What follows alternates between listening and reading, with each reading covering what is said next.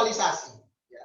Apa yang saya sampaikan itu bisa jadi kondisinya berbeda, tapi minimal, Bapak Ibu, kita membuka wawasan kita.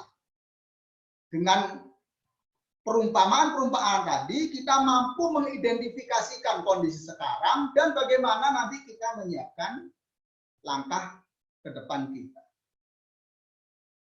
Nah, Bapak Ibu, kalau saya ibaratkan, ya, sekarang kondisi kita ini pada titik hijau ini, Bapak Ibu. Ya. Kemudian kita merencanakan kita mau menuju titik yang pin merah itu. Nah, kalau Bapak Ibu menggunakan ini ya GPS, oh saya mau ke Jalan Merdeka Selatan misalnya. Saya posisi saya di sini, saya harus lewat mana ya? Yang nggak macet, yang lancar, yang cepat, ya. Oh kita set, oh lewat sini, keluarlah jalur yang merah ini. Ini adalah perencanaan strategis kita. Yang merah ini, jalur merah ini adalah renstra kita, Bapak Ibu. Program kerja kita. Dan yang merah itu adalah tujuan kita. Bapak Ibu pasti punya visi dan misi koperasi ya. Punya ya? Oke. Tahun berapa visi misi koperasi Bapak Ibu buat? 2 tahun lalu, 3 tahun lalu, atau mungkin sejak berdirinya koperasi? Kemudian yang kedua pertanyaan saya, apakah pernah dikaji ulang visi misi koperasi kita?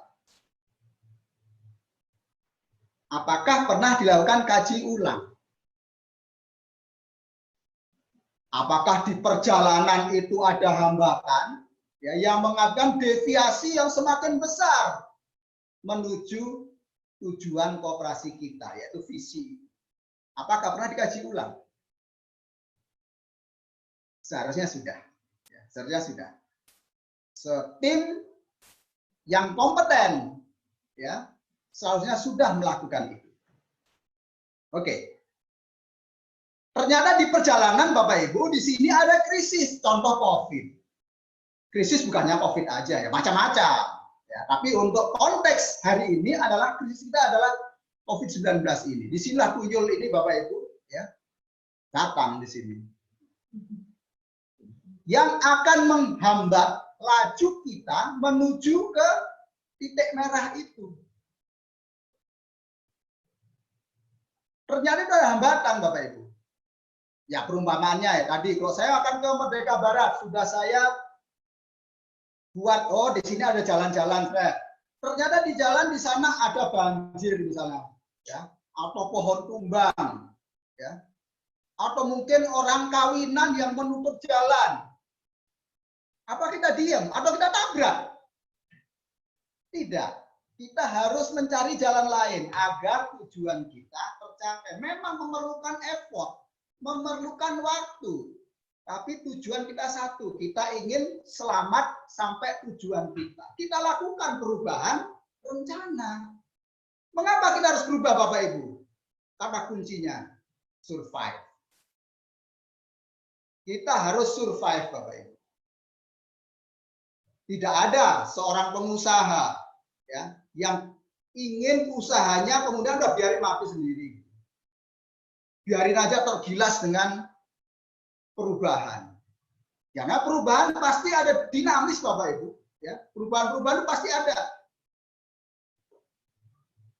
Oleh karena itu tadi kita harus berubah agar kita apa? Survive Bapak Ibu.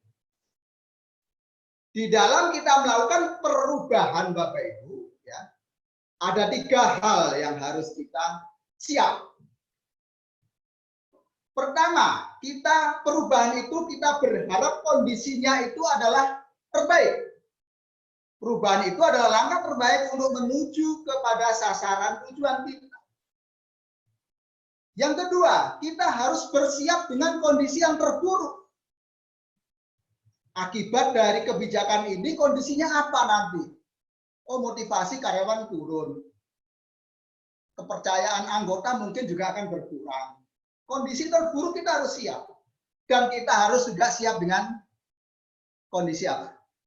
Kecewa. Tapi seorang pemimpin, seorang leader, kecewa pasti manusiawi. Tapi bagaimana mengelola kekecewaan itu menjadi suatu tantangan. Bahwa kekecewaan itu ada rasa tidak puas dari stakeholder kita.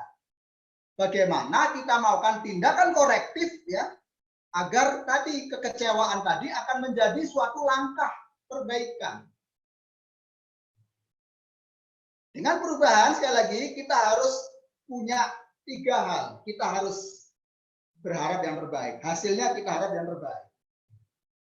Dan kita siap dengan kondisi terburuk.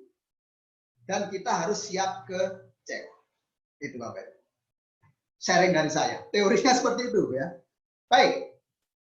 Saya ambil contoh. Misalnya kebijakan kita saat ini Bapak Ibu. Dari program kerja kita sebelumnya akan menurunkan NPL, meningkatkan simpanan, menaikkan gaji pengurus karyawan. Ini contoh kebijakan kita sebelumnya. Dengan kondisi ini tadi, Bapak Ibu, di perjalanan ada hambatan. Apakah program yang sudah kita canangkan ini bisa dicapai? Dan masih banyak lagi tentunya. Ini contoh. Ya. Apakah bisa dicapai sesuai dengan target waktunya, sesuai dengan kuantitatifnya? Inilah yang harus kita mulai kaji ulang. Tadi langkah strategis tadi, Bapak Ibu.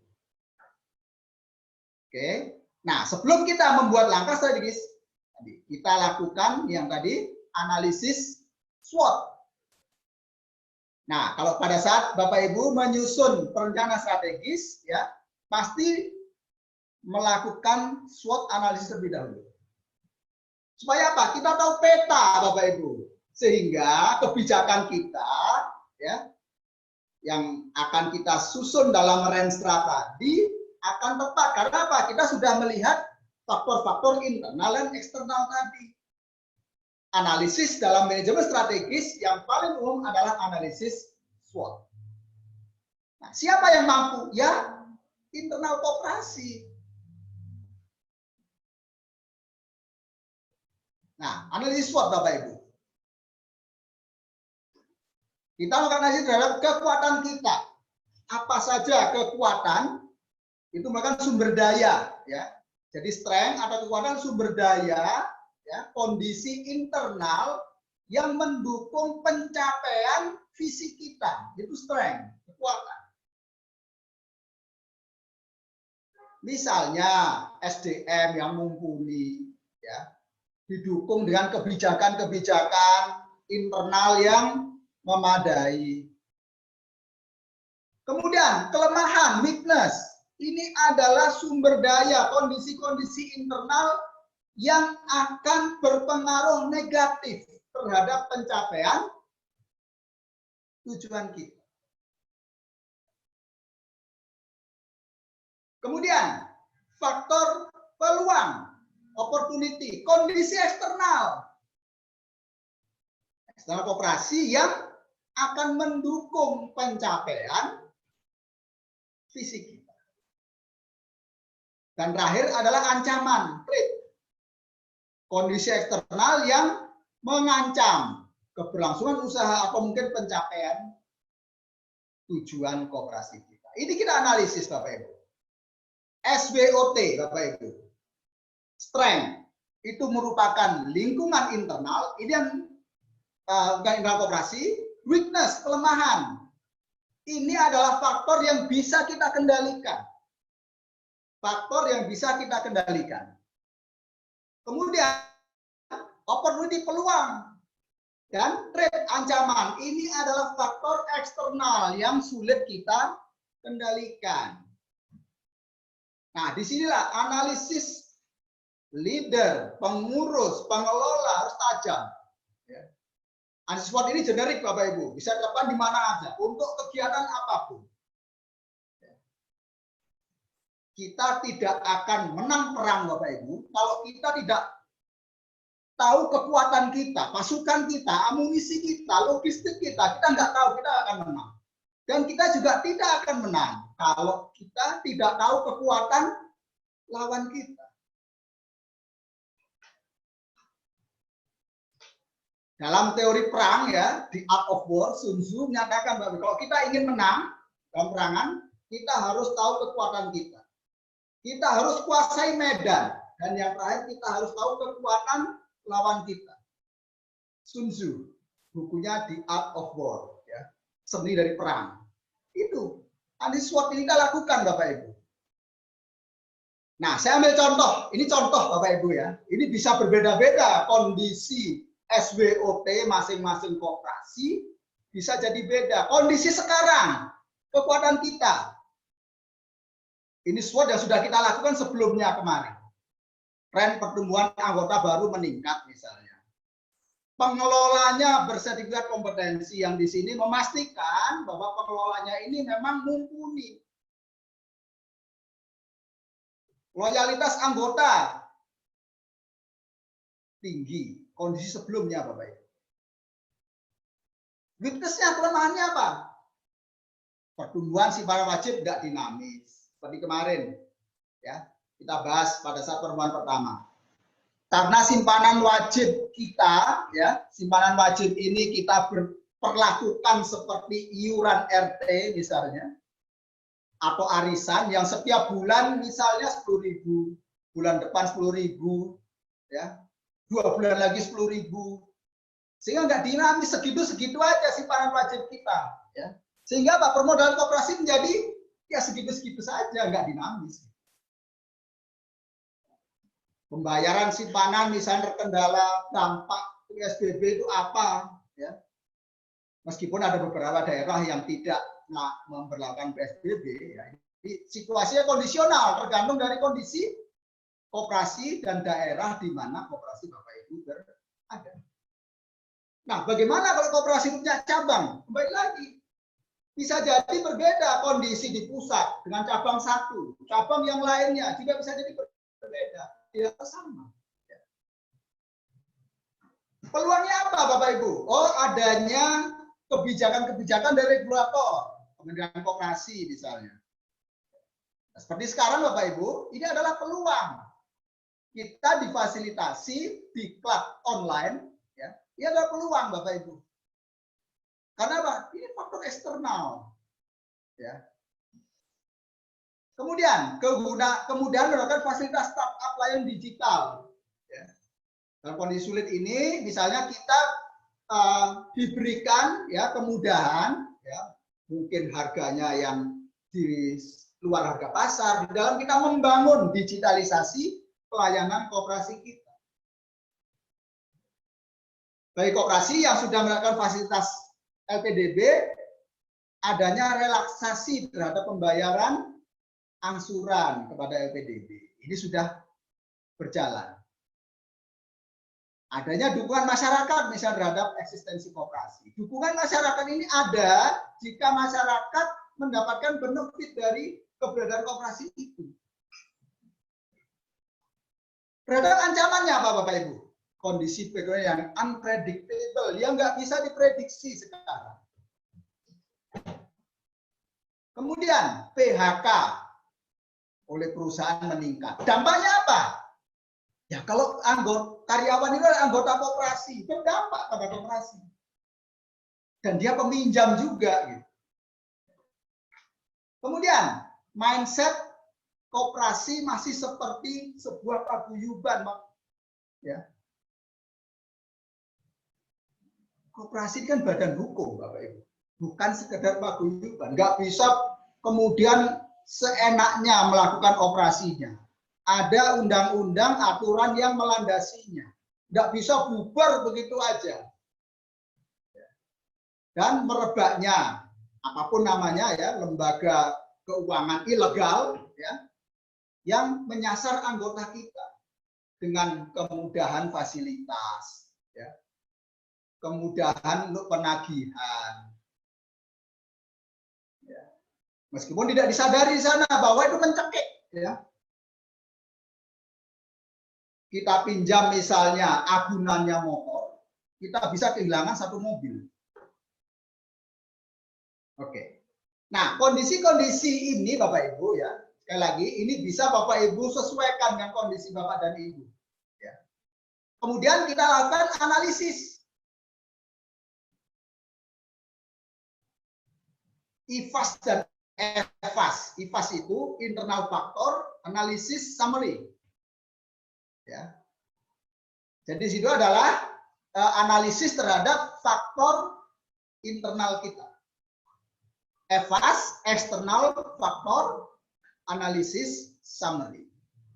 Jadi di sini kita akan mengawinkan ya faktor-faktor internal dan eksternal tadi ya, sehingga akan menjadi satu formula langkah strategis. Nah, Bapak Ibu lihat yang berwarna abu-abu itu ya, strategi SO itu menggabungkan ya antara antara kekuatan kita, kekuatan koperasi kita untuk meraih opportunity, meraih kesempatan. Kekuatan kita kerahkan untuk meraih peluang yang ada. SO. Kemudian strategi WO, Bapak Ibu, adalah kelemahan apa yang bisa kita minimalisasi ya untuk kita mampu meraih peluang tadi. WO, weakness, opportunity. Kelemahan kita yang bisa kita minimize ya, sehingga kita akan mampu meraih opportunity tadi. Strategi apa saja yang akan kita buat? Kemudian strategi ST, Bapak Ibu. Ada strategi yang menggabungkan antara kekuatan kita, ya, kekuatan kita untuk kita tanda petik melawan ancaman tadi, untuk kita bisa meminimais ancaman itu. Strategi ST, S strength, T adalah trade. Dan yang terakhir strategi WT, weakness dan trade, adalah kelemahan-kelemahan kita ya, yang bisa meminimais apa yang kita lakukan. Kita punya kelemahan, ini adalah ancaman. Bagaimana strategi kita? Kita nggak bisa kemudian dengan kelemahan ini kita lawan. Sehingga di sini langkah-langkah apa yang kita lakukan, kita formulasikan ini menjadi satu penilaian. Ya. Inilah nanti Bapak Ibu akan susun menjadi langkah-langkah prioritas yang nanti akan menjadi formulasi langkah strategis yang sudah kita bahas depan tadi. Di sini ada aspek terdampak, ada kondisi terkini, dan langkah strategisnya apa. Itu tersusun, kita buat formulasinya berdasarkan SWOT analisis ini. Sehingga kita tahu tadi, kondisi internal kita, amunisi kita, prajurit kita berapa banyaknya. Kita tahu medan perangnya seperti ini. Dan kita tahu kondisi lawan kita seperti apa. Minimal dengan kita mengetahui ketiga hal tadi, diharapkan kita mampu memenangi peperangan ini. Ini pasti Bapak Ibu sudah lakukan analisis SWOT ini. Saya yakin. Ya. Baik. Lanjut Bapak Ibu, ya. Saya kira nanti kita akan coba tanya jawab dengan penanya lebih banyak, ya. Kita coba nanti luangkan waktu setelah narasumber dari Kementerian Koperasi selesai, nanti akan kita lakukan tanya jawab, ya. Baik, terima kasih Bapak Ibu. Selanjutnya adalah kesimpulan Bapak Ibu, ya. Jadi kesimpulan dari semua itu Bapak Ibu, ya.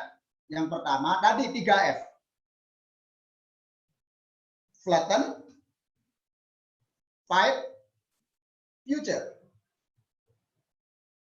Flatten the crisis, ya. Kita menghitung, kita berhenti sejenak, ya. Kita mengkalkulasi, ya. Kita manage, ya, dampak. Kemudian F yang kedua, fight. Kita mulai berperang di sana baru untuk survive. Fight for survival. Yang ketiga, future. Invest the future. Kita siapkan, ya, kondisi internal kita untuk menghadapi pasca krisis. Nah, tadi sudah saya sampaikan bahwa Setelah krisis ini, kompetisi akan dimulai lagi otomatis. Kita akan masuk kepada ajang kompetisi lagi. Di dalam ajang kompetisi ada persaingan, ya, siapa yang lebih unggul, siapa yang akan lebih maju, siapa yang lebih cepat bangkit dari kondisi krisis ini, ada yang paling siap. Kapan kita menyiapkan? Sekarang. Sekarang kok saat kita menyiapkan untuk future, ya, pasca krisis. Kemudian Bapak Ibu, kepemimpinan yang kuat disinilah yang akan mampu menangani krisis.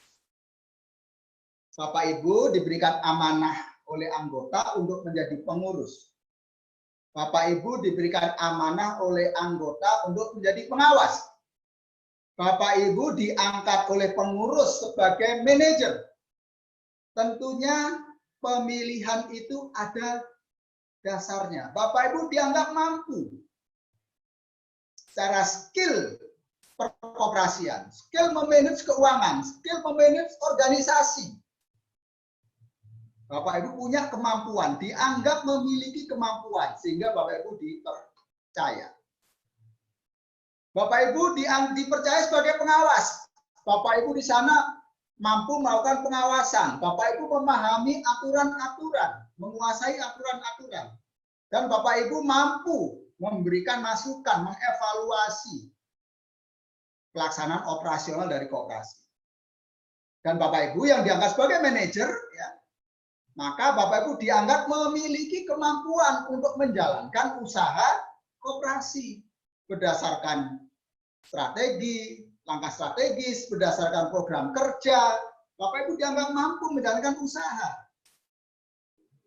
Nah, kemampuan-kemampuan itu Bapak Ibu wujudkan, ya, dalam kekuatan kepemimpinan yang Bapak Ibu miliki. Sehingga Bapak Ibu akan cepat nanti, ya, mengeksekusi dan bisa cepat tinggal landas pasca kondisi krisis ini berakhir. Maaf, ini nomor 3 Bapak Ibu, ya. Lakukan restorasi terhadap perencanaan strategis kita. Tadi kita sudah punya rencana, mentok Bapak Ibu. Apakah kita diam? Tidak. Kita tetap menuju ke sasaran dengan perubahan-perubahan strategi kita. Dan pasca krisis. Maaf, nomor 3 Bapak Ibu, ya. Kemudian nomor 4, ya, pengurus dan jajarannya harus mampu mengeksekusi langkah strategis pasca krisis ini Bapak Ibu. Lakukan monitoring dan evaluasi sehingga program yang sudah kita lakukan akan terukur, progresnya terukur. Nah, dalam rangka kita melakukan monitoring evaluasi ini terkait dengan materi kita nanti, melakukan pengawasan, pengendalian internal terhadap kebijakan-kebijakan yang sudah dibuat oleh operasi kita. Tadi itu Bapak Ibu. Oke, itu adalah kesimpulan dari materi saya Bapak Ibu, ya.